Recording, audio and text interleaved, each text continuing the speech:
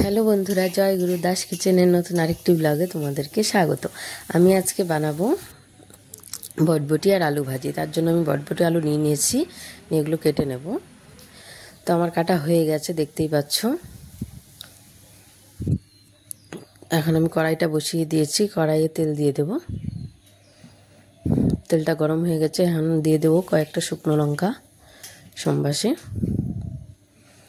একটু ভেজে, তারপর দিয়ে দেবো 5 ফোড়ন।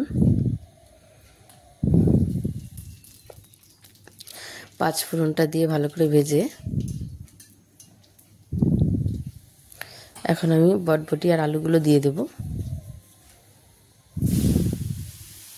তো বটবটি আলুগুলো দিয়ে একটু নেড়ে চেড়ে দেব। তারপর দিয়ে দেব পরিমাণ মতো লবণ, হলুদ দিয়ে আলু আর বটবটির সঙ্গে নেড়ে চেড়ে ভালো করে মিশিয়ে আমি ঢাকা দিয়ে দেব। তো দেখতেই পাচ্ছ নেড়ে চেড়ে মিশিয়ে নিয়েছি, এখন ঢাকা দিয়ে দেব। তো ঢাকা দিয়ে আমি 5 মিনিট পর ঢাকাটা খুলে দেব। খুলে আরেকটু নেড়ে চেড়ে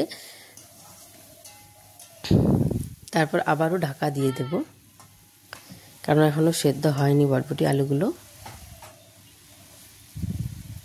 তো ঢাকা দিয়ে দিলাম আবার। তো ঢাকা দিয়ে আবার 2-3 মিনিট পর ঢাকাটা খুলে দিলাম।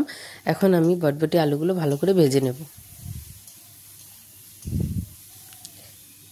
এভাবেই নেড়ে চেড়ে আমি ভালো করে ভেজে নেব।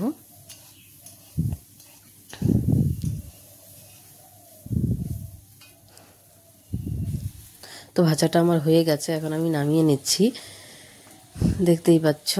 তো তোমাদের এই রেসিপিটা কেমন লাগলো অবশ্যই আমাকে জানিও।